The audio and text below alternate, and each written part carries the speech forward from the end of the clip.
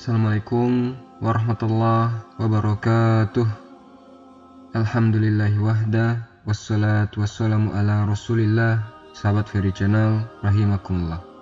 Sosok sahabat mulia yang akan kita bahas kali ini adalah Abu Bakar As-Siddiq Abdullah ibn Abi Quhafah At-Taimi Al-Qurashi, Khalifatul Muslimin, Amirul Mukminin, Abu Abdullah bin Abu Quhafah radhiyallahu anhu.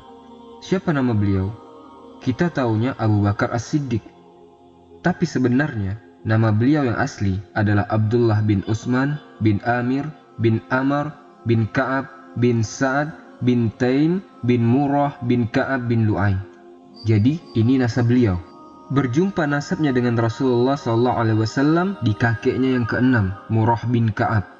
Jadi masih satu garis. Mereka semua nasabnya sama dari Quraisy. Adapun bapaknya Abu Quhafah yaitu Utsman bin Amir, dan juga ibunya adalah Ummul Khair.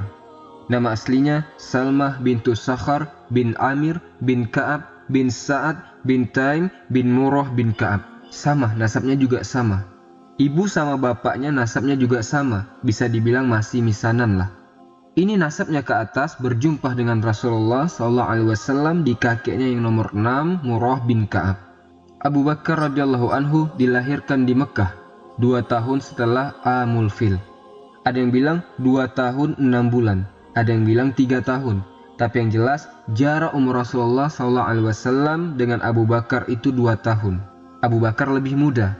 Berarti Rasulullah SAW lahir di Amul Fil 40 tahun sebelum kenabian. Abu Bakar As-Siddiq lahir 38 tahun sebelum kenabian. Jadi saat diutus menjadi Rasul, Abu Bakar As-Siddiq umurnya kira-kira 38 tahun. Dan Abu Bakar saat masih jahiliyah ini, kita tidak bahas Abu Bakar setelah masuk Islam, itu nanti. Saat masih jahiliyah saja, orang ini sudah sifatnya spesial. Beda dengan orang-orang yang lain. Yang pertama, dia adalah rujukan orang-orang Arab saat mereka sulit mencari nasabnya. Fulan ini keturunannya dari mana? Tanya sama Abu Bakar. Bani Fulan, Bani Fulan, Bani Fulan. Semuanya Abu Bakar tahu, ahli nasab. Dan ini adalah kebanggaan di bangsa Arab. Jarang ada orang yang ahli nasab, tapi Abu Bakar menjadi rujukan.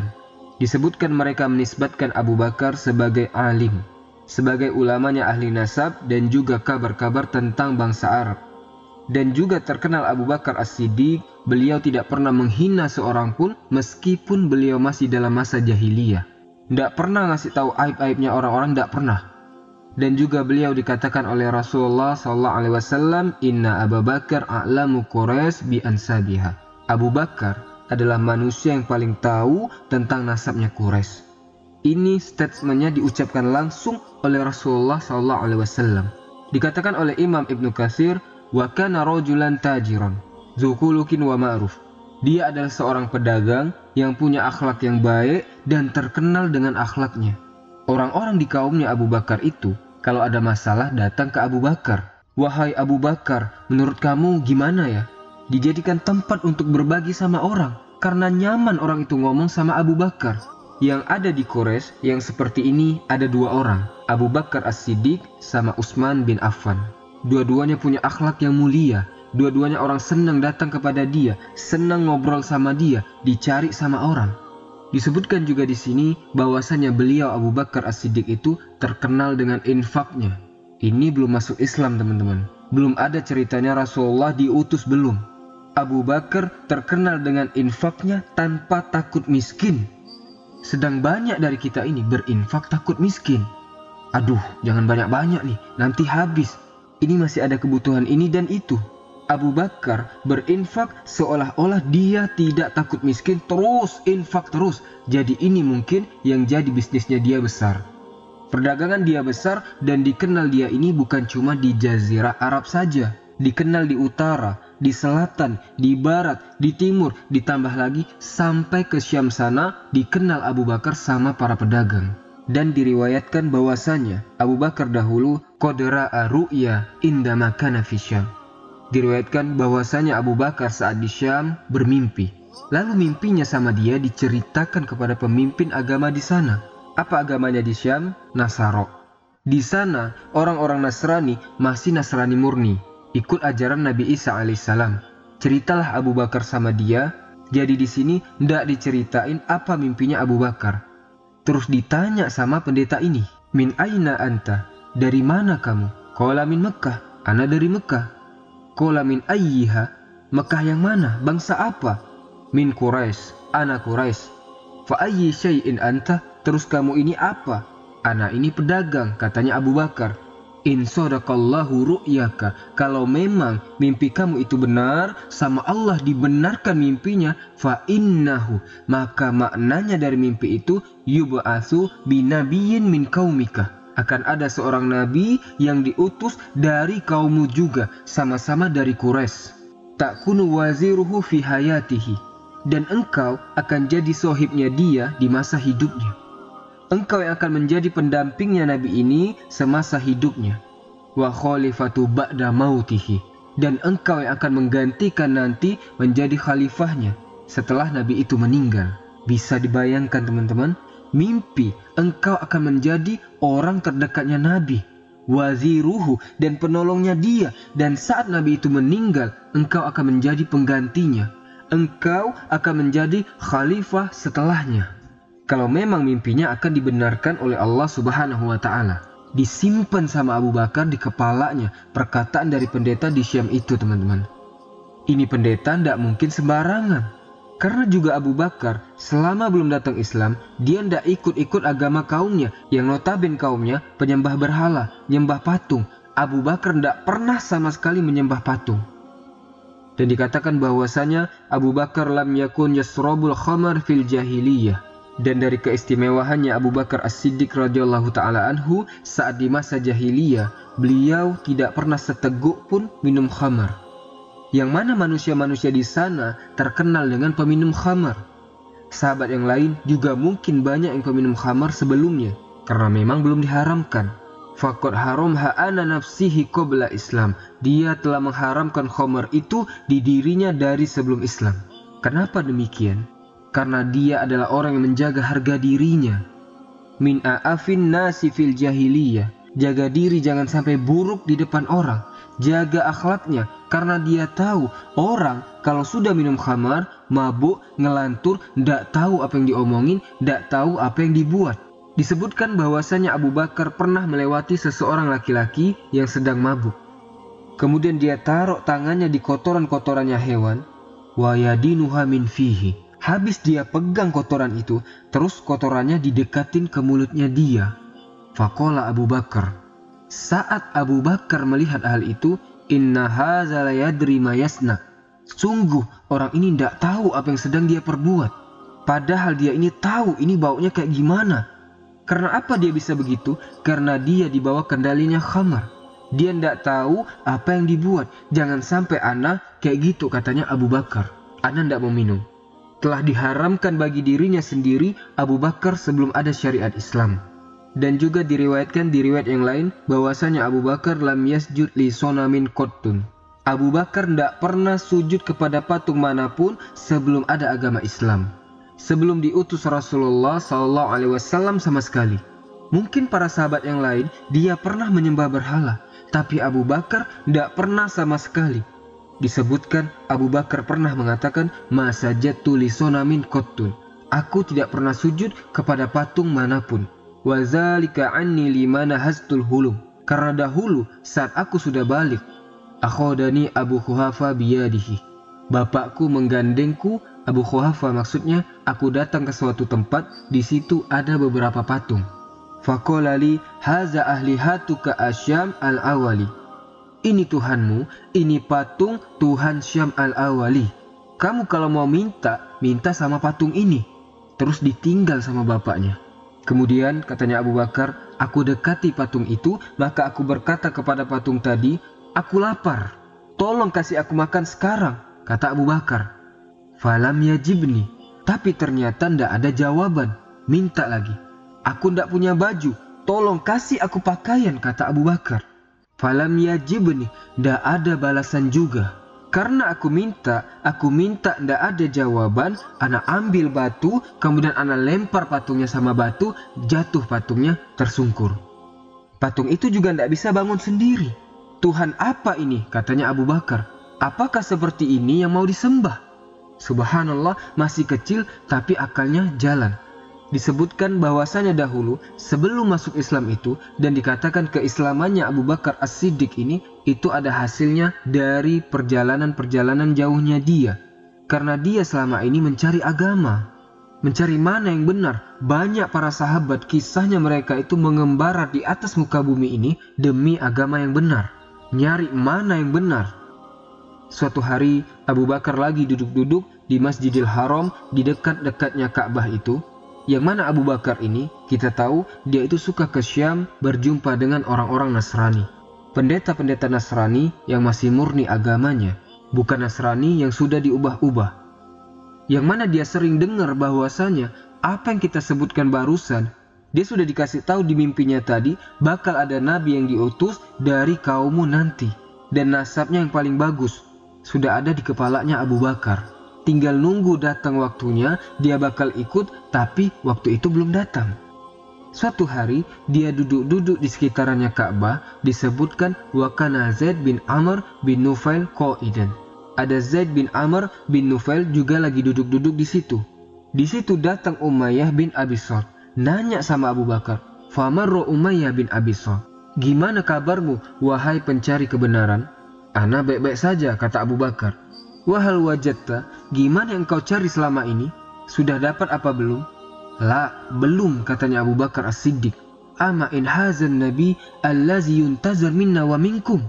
Dikatakan di sini, katanya Umayyah bin Abi Salt, nabi yang ditunggu ini minna wa minkum, dari kaum kita juga. Di hari itu Abu Bakar tahu.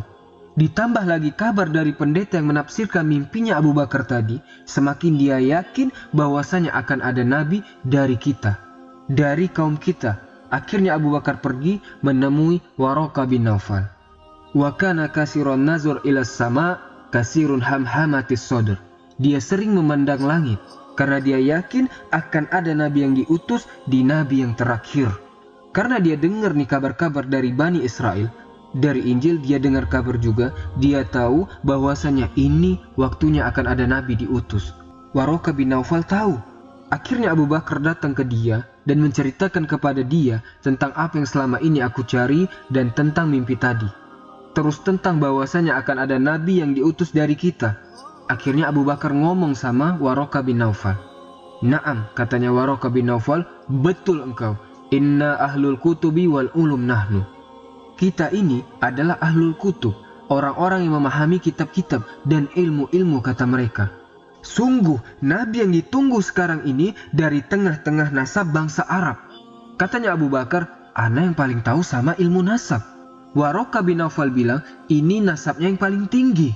Abu Bakar tahu siapa yang paling tinggi nasabnya. "Ana tahu ilmu nasab."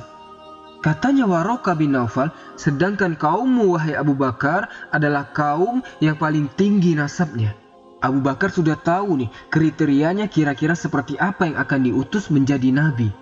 Jadi kalau yang diutus menjadi nabi bukan Nabi Muhammad pada waktu itu, atau dari nasab yang lain yang tidak bagus, bisa jadi bohong.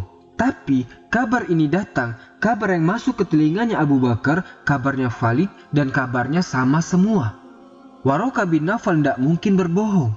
Dia imam, orang yang dipercaya saat itu. Ditambah kalau disinkronisasi sama omongannya pendeta di Syam itu, sama atau enggak?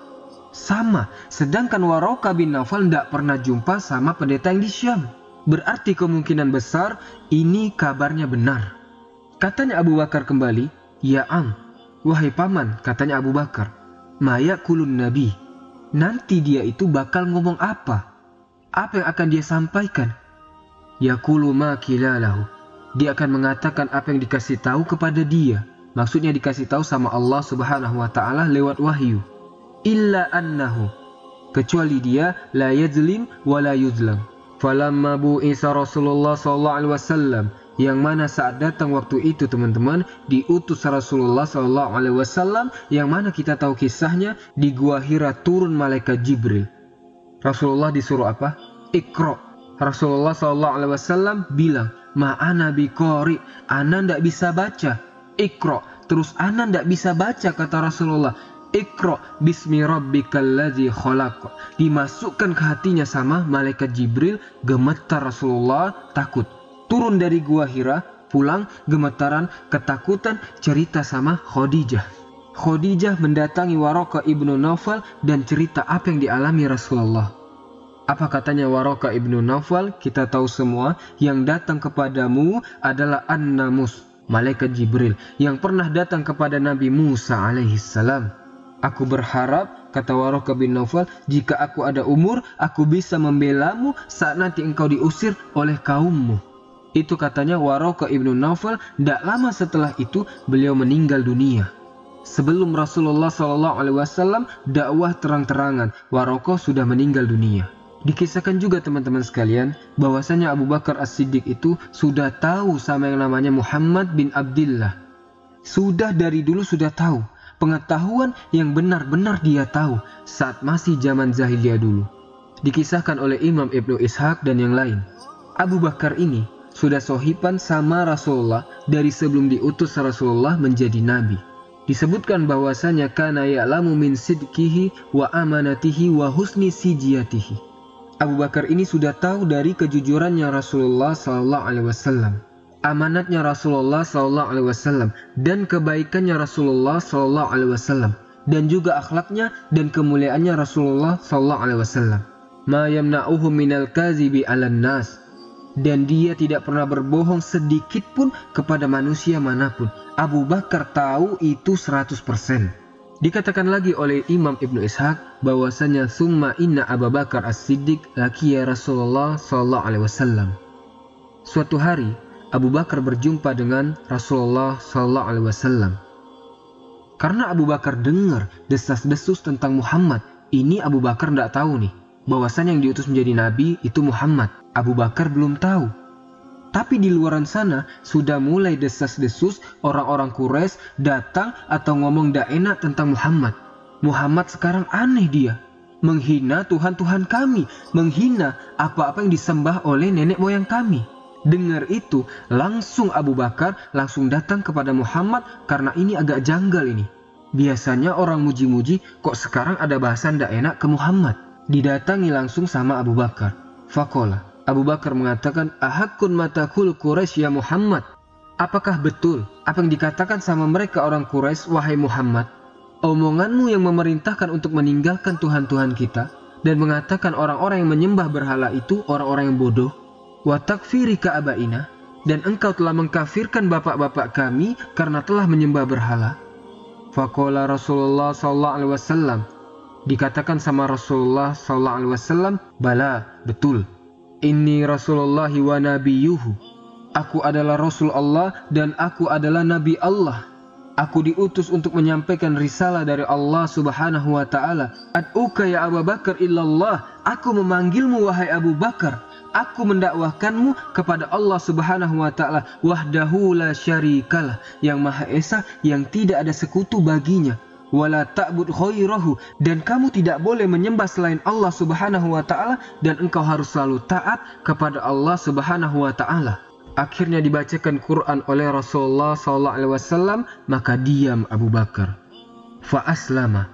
Abu Bakar menerima dan tidak pernah mengingkarinya. Wa kafar bil aslam. Langsung Abu Bakar kufur kepada patung-patung dan terang-terangan dia menisbatkan dirinya kepada Islam.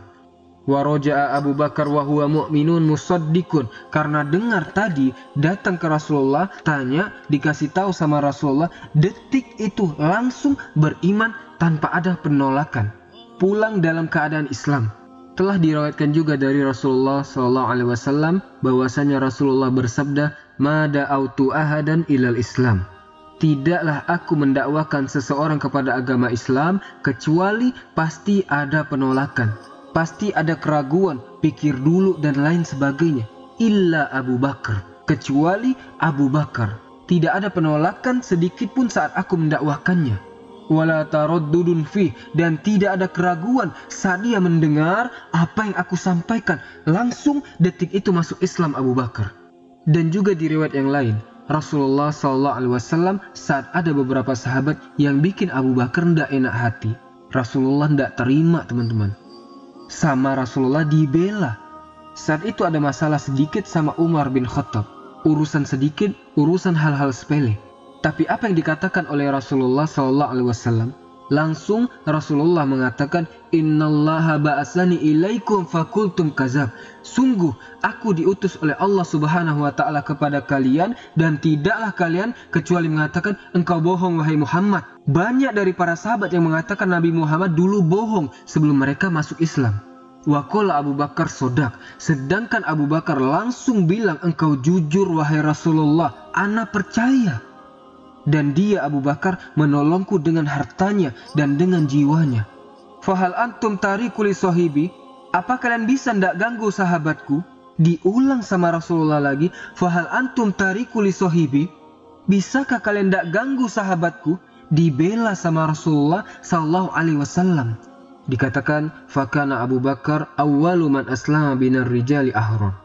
Abu Bakar adalah manusia pertama yang masuk Islam dari orang-orang yang merdeka.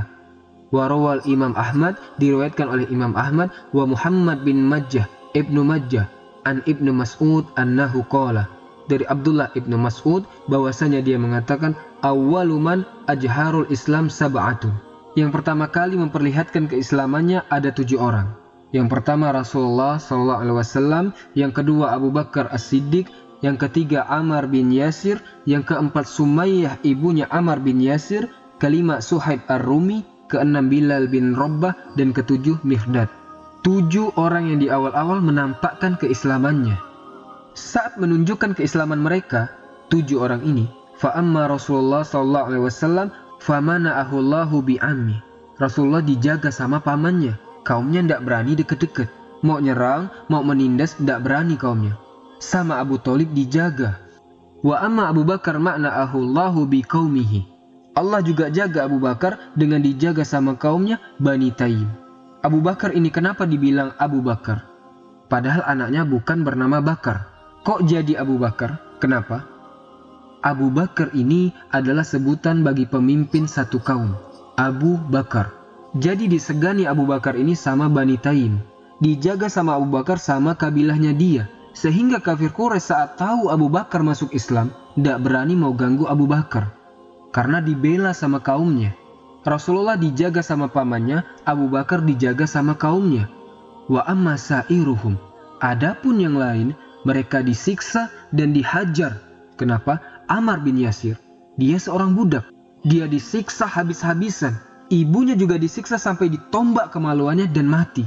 Bapaknya juga disiksa sampai mati. Miqdad juga habis disiksa. Bilal bin Rabbah disiksa sama majikannya. Dipakaikan baju besi, diseret, disorak-sorak sama anak-anak kecil di Mekah, dilempari batu, terus diseret ke tempat yang paling panas di Mekah. Kemudian ditimpa batu badannya Bilal, disuruh murtad dari agamanya Muhammad.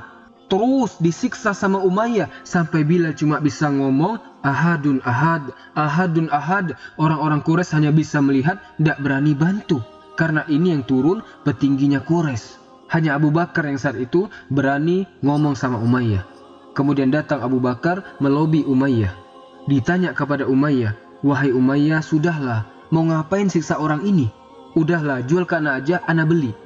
Kata Umayyah, berapa emangnya kamu mau beli? Kamu sebut berapa maunya, bukan ditawar sama Abu Bakar.